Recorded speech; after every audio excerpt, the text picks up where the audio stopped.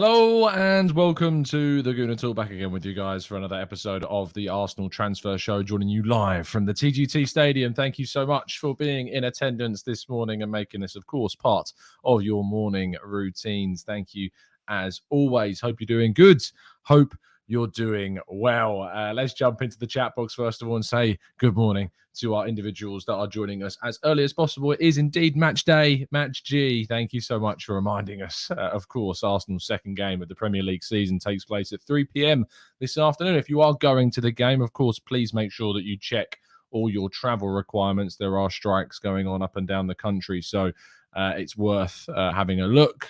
There's definitely some going on in my area, so if you're coming from the southeast, make sure you do check and travel accordingly. If you need to sort out other kind of routes of travel, it's worth doing that and worth checking. So if you are listening and didn't know that, now you do. So hopefully that's helped out some of you.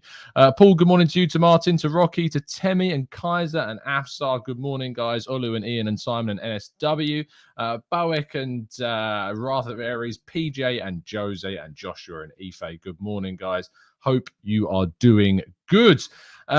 Couple of things before we kick off. First things first, the channel is now verified, which is quite it doesn't really change anything, but it's quite a nice it's a nice mark of what's the word I'm looking for? It kind of just shows the hard work that's gone into the channel, and now it's at a level that the YouTube recognizes it as being a verified channel, which is great.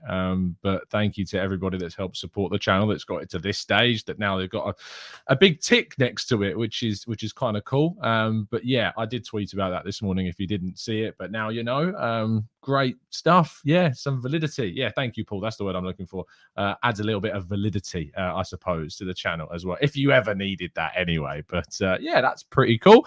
And the other thing is, for the next 4 weeks, if you did tune into our preview show yesterday, which you should definitely go and watch, for the next 4 weeks, the channel has been sponsored by Football Prizes. And of course, we'll be highlighting our prizes of Arsenal-specific nature every single morning in our shows. And of course, this week is a pretty darn good prize. You can win a signed Gabriel Jesus home shirt for the 2022-23 season. The competition finishes on Tuesday, the 16th of August at 7:30. Link to the competition is in the description, although I would say that now I'm just checking this and it has sold out. So it's sold out, but I'm pretty sure there is another competition going on the website for Arsenal stuff. Just scrolling down the website here, I'm pretty sure there is another Arsenal competition that is going to be going live on the website. But Football Prizes is definitely still worth checking out.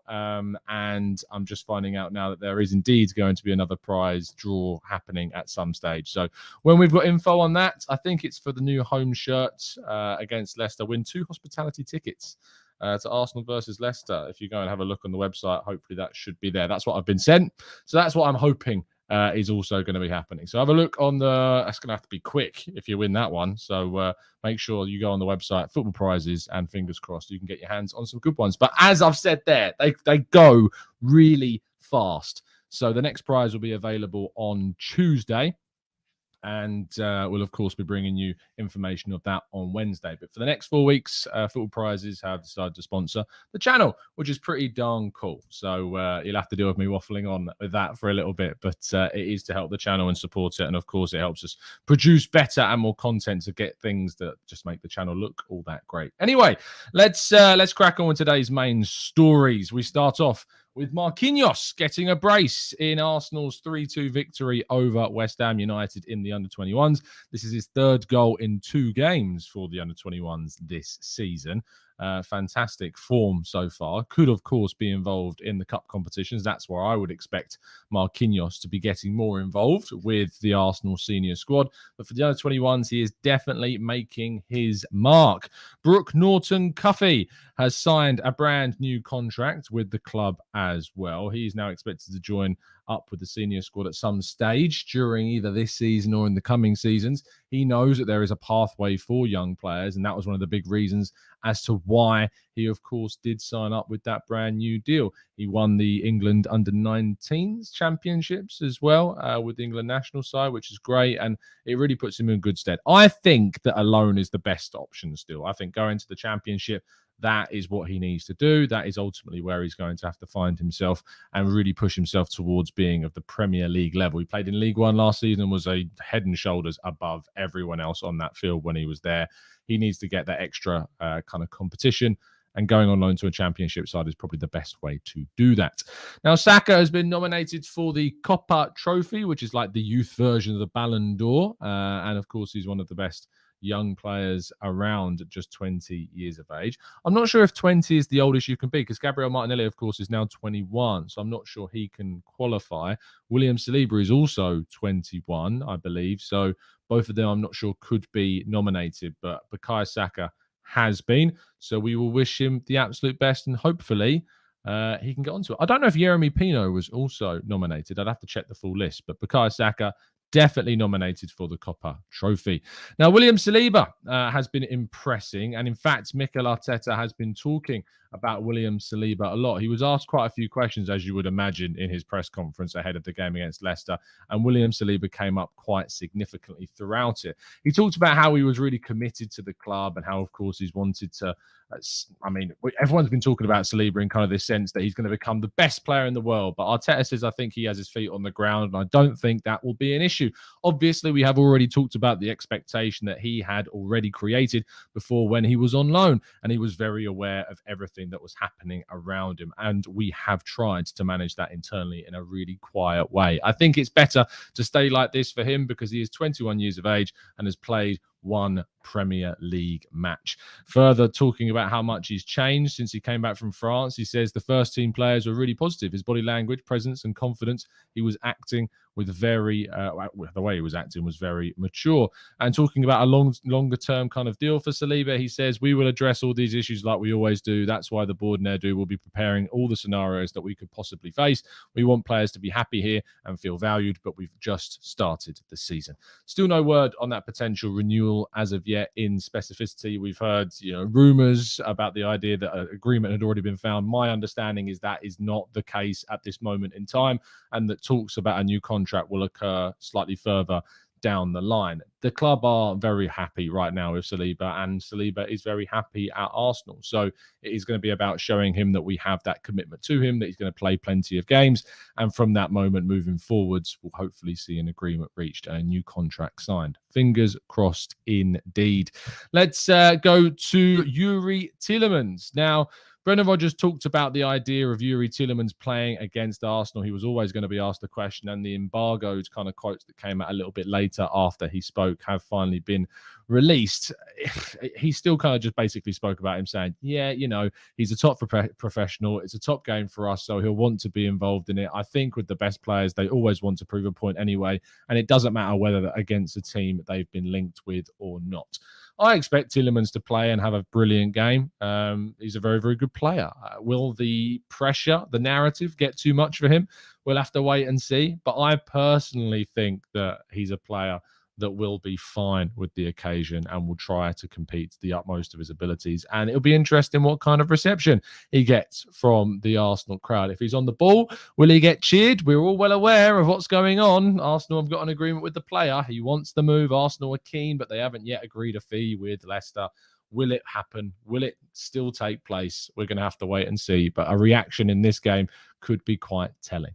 Now, finally, Unai Emery started speaking about Yeremy Pino in one of what I have to say is the strangest press conference answers I've ever seen. He basically turned around and said, if we get an offer, Villarreal will have to accept it and he will have to go. Like, no choice, no chance that anything else would happen. He just said, if we get a bid, we'll accept it and he'll go.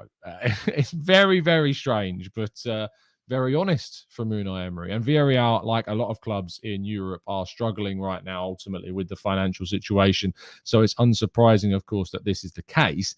But it was still a bit strange to kind of hear him speak so specifically about the idea of Yeremy Pino leaving. And he was very honest that if we bid the right amount of money, he'll go, and he'll have little choice in that because Villarreal need to bring in the funds if they want to bring in some other players. They link with Giovanni Lo Celso, of course, from Spurs.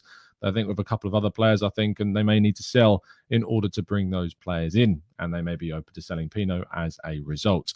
And finally, Mikel Arteta did, of course, discuss transfers in yesterday's show. We talked a lot about the kind of players that could yet leave the club, because a lot of players have obviously left during this period of time. We've seen Pablo Mari, Lucas Torreira. But he said if any more players would be leaving before the window shuts, he said, well, we had Bernd and Lucas Torreira as well as Pablo Mari. There were a few. We had Flo Balogun going on loan as well. We've moved the squad a lot. And we're still willing to finalise the squad the way we want it. We could add something great, but there are a few players that we need to find the right game time for as well. At the moment, that's going to be difficult. And then I think it was Cottrell from Sky that asked the question on if he's heard anything about Kieran Tierney heading to Man City. He said no, and as you know, I'm not going to be commenting on individual cases. And that's why if you ever ask him a question about a specific transfer target, very rarely is he going to give you an answer. I remember when he was on the tour in Nuremberg for the Nuremberg game in Germany, he was asked a question about Tielemans and did give a more in-depth answer, but that's very, very rare that you kind of see this happen.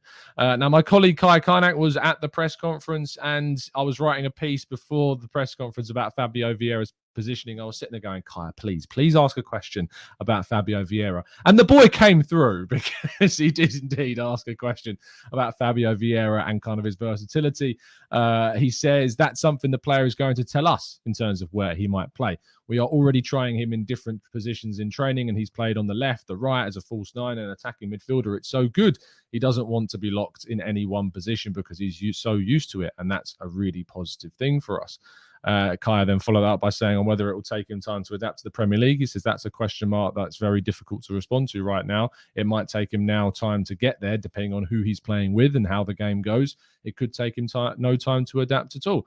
What I can tell you is that he's doing everything he can to make that process really short. So fingers crossed.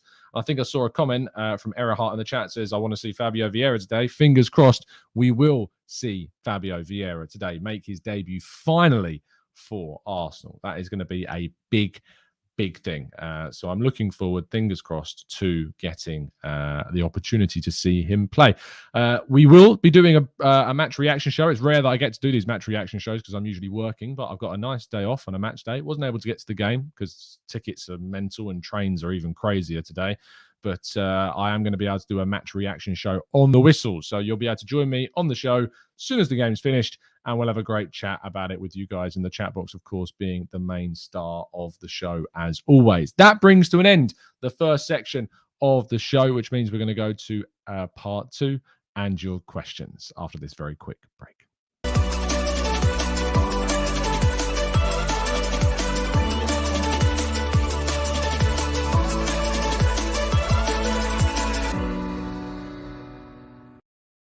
Now, as I said at the start of the show, for the next few weeks, we're being sponsored by Football Prizes. The prize for Gabriel Jesus' signed shirt has now sold out very quick. What I will say is that on Wednesday, of course, there will be a brand new prize available and up for grabs. So make sure that you are always checking the Football Prizes website, link in the description as per, to make sure you can get your hands on some brilliant stuff. Only $2.95 it was for the ticket for Gabriel Jesus, and there's only 99 tickets available, so you've got really good chances of winning these prizes. We were sponsored by them before, and I know a lot of our Discord members won plenty of prizes. Jared won a signed Bergkamp shirt. Dan Robert won a signed Aubameyang photograph. There was some brilliant stuff won by people that watch this very show. So it is very possible indeed that you can get your hands on some great stuff. Let's jump into the chat box, though, now and take your questions. Let's go to Captain Arsenal 18, who says, hi, Tom. Would you keep the back four from the last week, or would you put Tomiyasu in if fit? I would keep it the same. You can go and watch our preview show from yesterday with myself, Jared, Alex, and Pablo, where we all kept the same team. We don't need to rush Tomiyasu back into the fold. You know, he's not 100% fit yet. And for that reason, ultimately, that's going to be really beneficial to us to have someone like Tomiyasu back when he is. But we don't need to rush. We don't need to rush him back. We have no need to do that. The same with Tierney. We've only given him a few minutes. Let's give Tomiyasu a few minutes at the end of the game today. Thor says, is Football Prizes only UK? No, they ship abroad. Jared lives in North America, in near Chicago, I believe, and he won, and his prizes were delivered without an issue. So check the website. Of course, terms and conditions are over there, but I'm pretty sure that you can get your prizes shipped to within reason anywhere I think you like. So there you go. Let's scroll up a little bit because I know that I often miss questions when I go to part 2. Ian says, what would be your preferred result in the Chelsea versus Spurs match? Great question. Let's have a look at the fixtures going on in today's and tomorrow's fixtures in the Premier League. Let's share my screen with you guys so you can also have a look at the fixtures. Here we go. So let's go through them all. What we would like to happen? Aston Villa, Everton. I think Aston Villa were pretty poor against Bournemouth, and Everton have added a decent couple of players. I think Everton may get a strange result there. If anything, it's going to be a draw. Southampton, Leeds United. That's an interesting game. I think Southampton are a team in trouble this season. And Leeds have added some very interesting players and were, I think, unfortunate not to come out of a better result in their game last week. I think the players they've added are very exciting and certainly interesting. So I'd tip Leeds for perhaps a victory at Southampton today. Of course, Arsenal against Leicester. Arsenal hopefully picking up all 3 points, and we'll be watching it and reacting to it on the whistle. Make sure you turn those notifications on the channel so you don't miss that. Brighton, Newcastle, fingers crossed. Brighton can get another very big result. Huge win for them at Old Trafford last week. Newcastle, very decent side and were comfortably dominant over Nottingham Forest at St James's Park last week. But Brighton, very decent side despite losing Kukurea and Basuma. Manchester City, Bournemouth. I think that's an Erling Haaland captaincy pick on fantasy football. If you've ever seen one, could be a massive scoreline there today. Wolves against Fulham. Fulham had a great result against Liverpool, and Wolves haven't looked all that great. So who knows? Maybe we'll get an intriguing result from Fulham, but Wolves at home tend to do quite okay. Brentford, Man United. Come on, Brentford. Let's see Brentford get a big result in that game. That'd be great. They managed to claw back a couple of goals against Leicester. Maybe they can score a couple of goals at home against Manchester United. Nottingham Forest, West Ham. Forest have added a few new players, but I think they're going to take time to gel and add to the team. West Ham were dominated by Man City last week, but I do think that West Ham still should be able to get a good result at Forest today. Chelsea, Tottenham. Obviously, I think I'd rather a Chelsea win. Obviously, a draw is still favourable, but anyway, Spurs lose is always good. So, yeah, come on the Blues. You never thought we'd say that, but I'd rather Chelsea beat Spurs all day long. Liverpool Palace. Liverpool obviously want to see a reaction to their draw against Fulham from last week. Palace, though, also trying to react to the defeat to Arsenal. That could be an intriguing result as well. And Liverpool, if they start the season slowly, who knows? An opportunity suddenly opens for other teams in the table as well. So there you go. There's your Premier League fixtures covered. Maybe that's something that we'll do every single Saturday or Friday morning, depending on when, of course, the games go ahead. Let's scroll down. James says, TC, does the Vieira chant write itself? Of course it does. Vieira. Whoa. Ahmed says we should stay with Nicolas Pepe this season. No need for any risk. And next season, after qualifying for the Champions League, let's hope we can go for Gnabry. I think it's going to be possible. It's a great theory. Whether or not it can be put into practice, though, Ahmed, is another thing. But I did a show the other day, only a week or two ago, about the idea of keeping Pepe and whether or not that was the right choice. So if you're of that way inclined, maybe that show will interest you. PJ says, TC, how can Cristiano Ronaldo be nominated for the Ballon d'Or, and could Saliba have qualified for it? Yeah, I mean, second part to your question, yes. Saliba was one of the best defenders in Europe last season and absolutely deserved, arguably, a nomination for his performances last year because they were top. Ronaldo, I mean, he still scored a lot of goals, to be fair to him, but it's just kind of that. It's just the aura. You can't not nominate him, I suppose, for the Ballon d'Or. Kieran says, hi, Tom. A bit off topic, but who is the better player, Rice or Rodri? I love Rodri. I'm not going to lie. I really appreciate how good Rodri is. I think that in a Man City side, he doesn't necessarily stand out because there's so many amazing players. Where, of course, for West Ham, Rice really stands out. But for me, Rodri is a world-class deep midfielder. Absolutely brilliant one.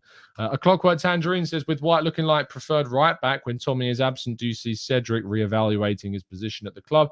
Not necessarily. Cedric is very, very happy at Arsenal. I have that on very good authority, and he's not looking to leave at all. He sees Arsenal as a very good route for him to even potentially get into the Portuguese national side at times when he plays regularly. The issue with him at the moment, he's got White and Tomiyasu ahead of him. So that might change quite significantly. James says, Tom, any updates on Moussa Diaby? I would think he'd be great. Sorry, James, there isn't anything. Arsenal have had an interest in him for a while. They're looking at him. But the same way, whenever you hear the words Arsenal are interested in X player, they're interested in hundreds. So just because Arsenal are linked with a player, it doesn't mean that's ever going to happen. It just means they're scouting them, they're monitoring them, and they are doing that for Diaby, but there's no word of a potential move for him, I'm afraid. So no, not for me. Ian says, will today be the day we make our first 5 substitutions? I'd be shocked if it wasn't, because obviously temperatures are going to reach around 33, 34, maybe even 35 degrees in London today. So it would make sense that we would absolutely use those 5 substitutions as best as we can. Let's go to Harsh, who says, should Arsenal use Marquinhos more in senior squad games and not buy a winger given his performances in the under 23s, 21s, looking levels above there? Good question. Should they not buy someone because of Marquinhos? Short answer, no. If you can go and get someone great, go and do it. We only spent 3.5 million on Marquinhos. If he's doing fantastically well, great. It means that hopefully we can make a big profit if we ever move him on in the near future, or we develop him into a great player. But Europa League group stage, Carabao Cup games, he's going to get chances. I have no doubt about that. Anne says, hi, Tom. I went on another Arsenal fan channel and was shocked about the negativity. It felt really uncomfortable and had to leave. Thanks for the positive content you and channels like myself put out there to fans. Well, you're very welcome. Look, at the end of the day, people can create content about the way they want to create content. I do me. Sometimes I comment on some of the stuff that goes on around the wider context of things, but I'm enjoying Arsenal right now. I'm happy being an Arsenal fan. I'm excited to see where things are going to go. I'm very excited to continue talking about Arsenal.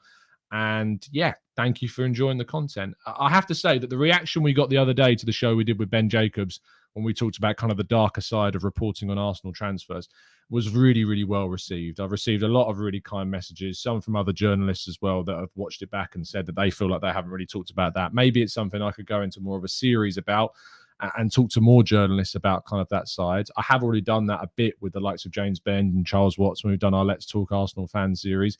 But I think it's something that a lot of you seem to enjoy, hearing about a different aspect of like journalism and reporting and the reality of what it's actually like. And we got some great feedback. So if you haven't already seen that, I think it's now the pinned video on the channel. So go and check it out. Although I think the Yeremy Pino video might be, but it's definitely only a few uploads ago. So you should be able to find it fairly easily. Peter says, Tom, what are the chances of Matt Smith breaking into the team for the cup games? I don't think too high. I know that he's been on a few loans now and he's not yet gone on loan this summer, but I haven't heard anything about him kind of catching the eye. You know, there are a few players like Lino Souza, Brooke Norton-Cuffy, Raul Waters. You know, these guys are catching the eye of the first team. But I haven't heard anything about Matt Smith really being talked about at the high levels at the moment. Benjamin says, hi, Tom. Great show, Ben Jacobs. Really insightful. Congrats on getting the channel verified. Thanks, mate. Really appreciate that. Let's scroll up a little bit more. Paul says, who will make the bench today? And will Marquinhos eventually replace Pepe? Good question. The bench is a big, big talking point. For me, I think I went on yesterday's show. In fact, I can tell you what I went for on yesterday's show. My bench is Turner, Tomiyasu, Tierney, of course, if fit, El Neni, Lokonga, Smith Rowe, Vieira, Pepe, and Nketiah. So no Holding, no Maitland-Niles, no Marquinhos. I wouldn't be going for those. The reason why I've gone for El Neni and Lokonga is I think they can offer different things in the midfield. I think Lokonga can actually play slightly more advanced and play that number 8 role. He's been impressing that, and the club and Arteta in particular are impressed with what he's done in pre-season.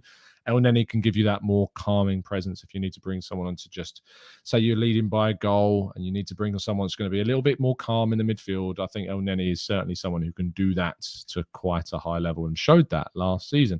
Mohammed says, hi, Tom. We must add a top winger. Saka and Martinelli cannot play all the matches and we do not have the backup. We must add a player to compete with them and add depth and quality. I agree. I would love to see us go and sign a wide forwards that can ultimately cover in the middle as well. That I would say, though, you know, Fabio Vieira is an interesting player. Very, very interesting indeed. I didn't know that he played as many games as he has kind of centrally in a false 9 role. That's something I learned yesterday that I wasn't initially aware of. So who knows what he brings to the team? Let's wait and see. Let's go to Blue Red, who says, don't want to jinx, but what is Jesus' injury record like? It's pretty good. I know he did suffer a long-term one when he joined Man City. His injury record's pretty good. So it's not a concern at the moment, but touch woods. Everyone touch wood right now. Joshua says, hi, Tom. When is the next episode of All or Nothing coming out? Thursday. You'll be able to see episodes 7 and 8. I believe there's just 2. I'm hoping to be able to see them very soon indeed. But you'll be able to catch them on Thursday to watch the last 2. Olu says, hey, Tom, Tielemans is available. Liverpool and United are in need of a new striker. Why are they not in for him? Is he lacking something? Midfielder, of course. But yeah, I don't know why there's not been as much interest. I thought someone else might have snapped him up. The only reason I can come up with for why no one else has gone in for Tielemans is because obviously there's seemingly this very public agreement with Arsenal that's there. And because of that, we are not seeing any kind of change in that situation at all. And I think because there's that agreement there, other clubs know that if they move for Tielemans, Arsenal will move, and it's very easy to get that deal done, supposedly. Gooner Jake says, Tom, do you think Arteta is waiting to see Vieira before deciding on whether to go for a potential centre mid or wide forward? Maybe, but they know what he's about. They know that what player they were getting when they signed him. So it's not exactly going to be a shock that he can play in all these different areas. Potentially, if he comes on and plays, say if he comes on for Saka, maybe midfield becomes more of a priority. If he comes on for Ødegaard, maybe the wide area becomes more of a priority with the window finishing. Let's wait and see.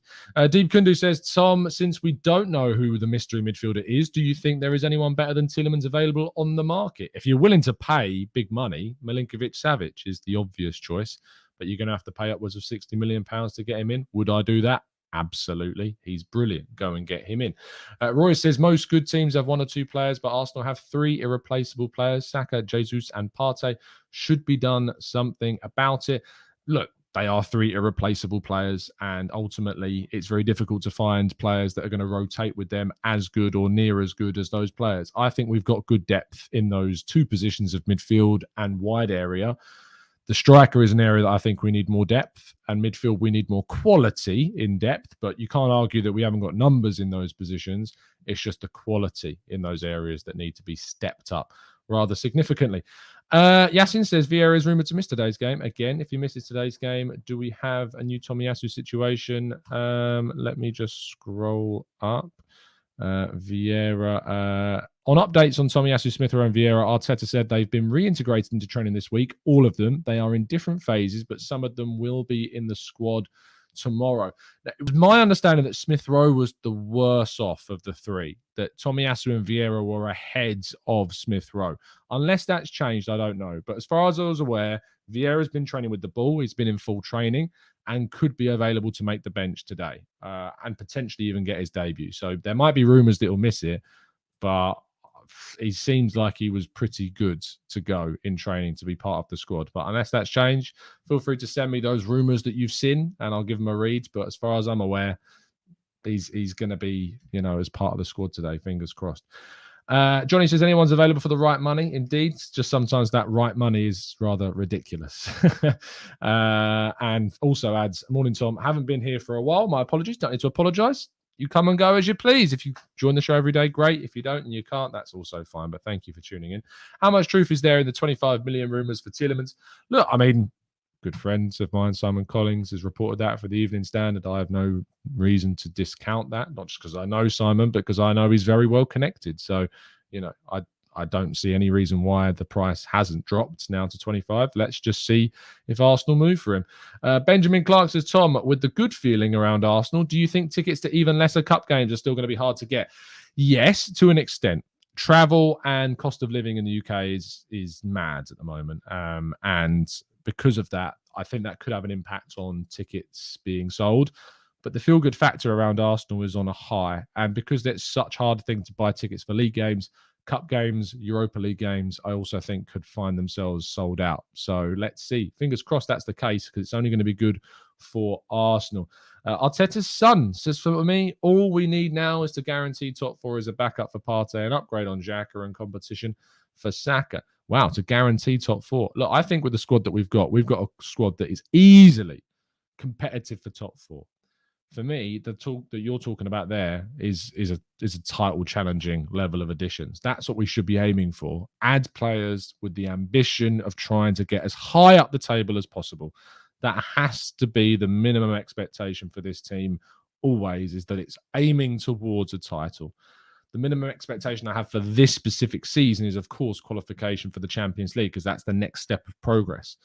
But this team, Arsenal Football Club, should always be looking towards trying to get back to winning the biggest and best trophies that are out there. Roy says, Tom, when have you last seen this positivity? Was it the Alexis year?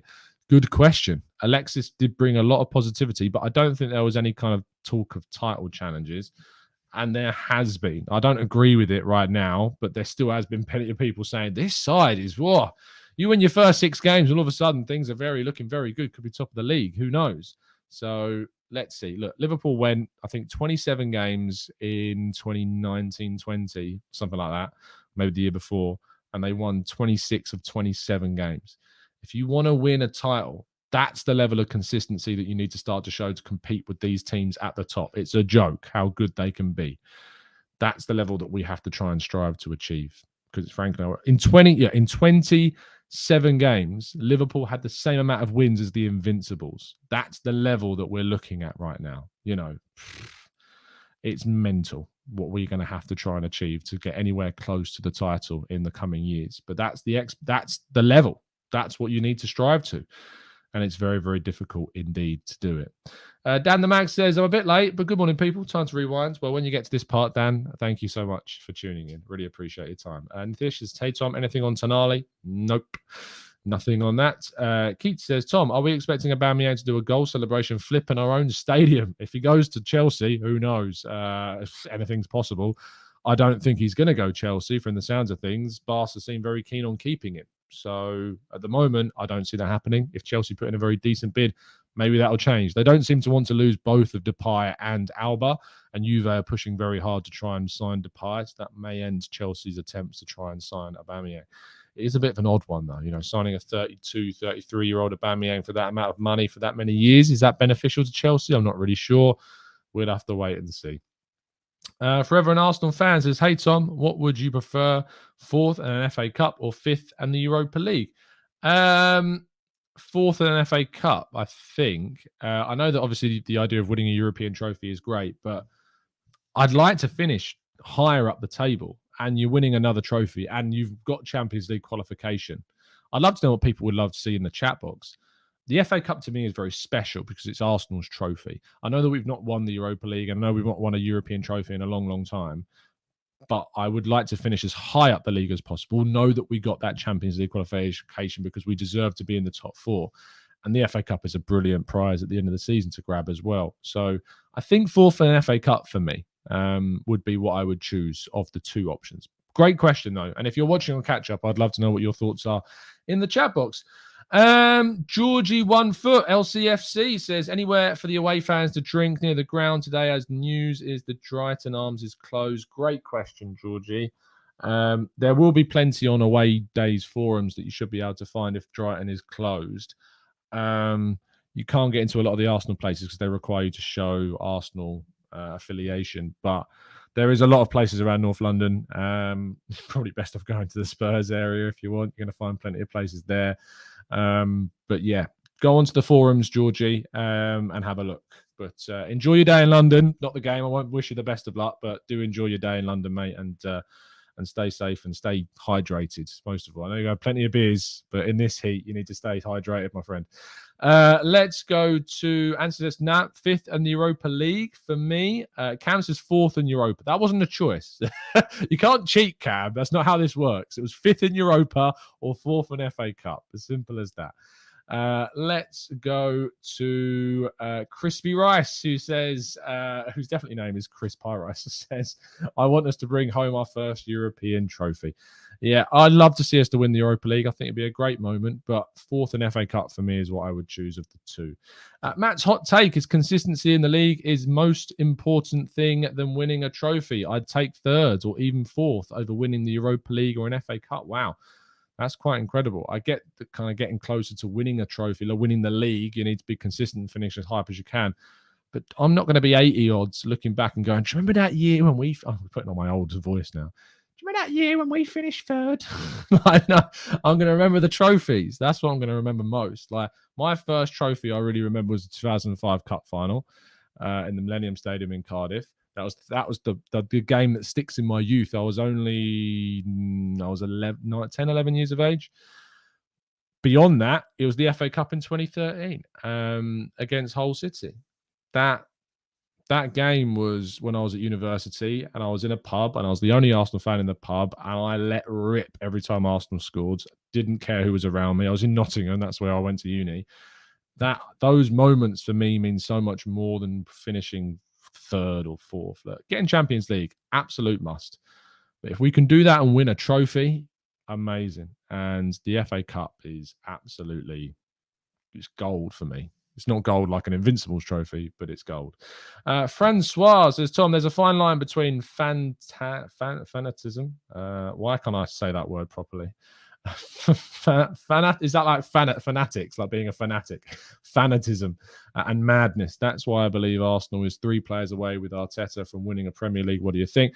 Look, we are, in my opinion, 2 transfer windows, including this one, away from being a side that should be looking to try and close that gap to City and Liverpool and really giving it to them in a season. I think Arsenal are, 2 to 3 world-class additions in their squad away from that. And we can do that. If Arsenal get in Tielemans, that's a player that's got the potential to be world-class. If Arsenal get in a wide player that's got potential to be world-class. If we'd have got in Rafinha, that would have been huge. I really think Rafinha would have been a big, big thing for us. But yeah, I think that we are closer than maybe people give us credit for. The question is always going to fall onto the manager, is do we have a manager that's good enough to take us there? I hope that we do. I've seen things that make me think that he could, but I'm not absolutely certain, at this stage. I'm not, I couldn't sit here and tell you, yeah, Mikel Arteta, if he was in charge of a title-winning side, could take him there like City or Liverpool. I'm not sure yet. I don't know. Because to me, there is only a few elite managers out there. Pep, Klopp, Conte, Ancelotti, Luis Enrique, for me, are the elite ones. I'm probably missing a couple. I don't put Simeone in that group. Dan Potts knows I don't. But for me, there's very few elite level coaches that could take a side that City have got to the title, a side that Liverpool have got to the title. Pep and Klopp have done that. Pep still struggled to get to the Champions League, and for me, Pep is still the number 1 coach on the planet. But it's tough. Can Arteta get us there? That's a big, big question that I don't ultimately have an answer to as of yet. Let's go to Rel, who says, "Hey Tom, can you say hello? Man United fan, please tell him we'll finish above him." To Igor, Igor, we're finishing above you, mate. We're finishing above you, but thank you for the donation, bro. I really appreciate that as always, and the continued support for the channel, even if it is just to undermine your friend, even if it is just that.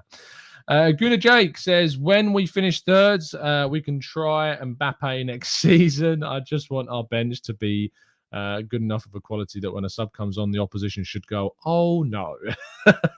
I want that too. I want that absolutely. Commiserations to Igor is going through in the chat box. I'm loving this. I'm loving it. Anyway, we're going to wrap things up there. Thank you to the over 1,000 of you that are currently still watching. Do drop a like on the video. It really, really does help us. That takes you just a second to click that button. So please, please, please go and do that. I'll be live straight after the game on the final whistle. So don't make sure you miss out. Don't make sure you miss out. Don't miss out. That's the sentence. Don't miss out on that show. Set your alarms.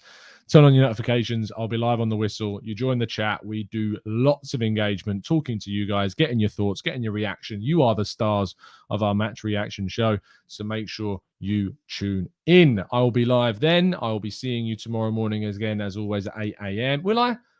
Oh, no, I don't think I will. I think I'm working early. I don't think there's an 8 a.m. show tomorrow, but there will be a show later on in the day. So just a heads up. I don't think there's an 8 a.m. show tomorrow because I think I'm working from 7. So apologies, but there will be a show this afternoon and there will be a show tomorrow afternoon. So make sure you subscribe, turn the notifications on, all that good stuff. And Roy, no, you're great. You're great, Roy. Don't be telling me I'm great. You're great. Thank you for listening. See you guys soon. Have a fantastic day. Come on, you Gooners.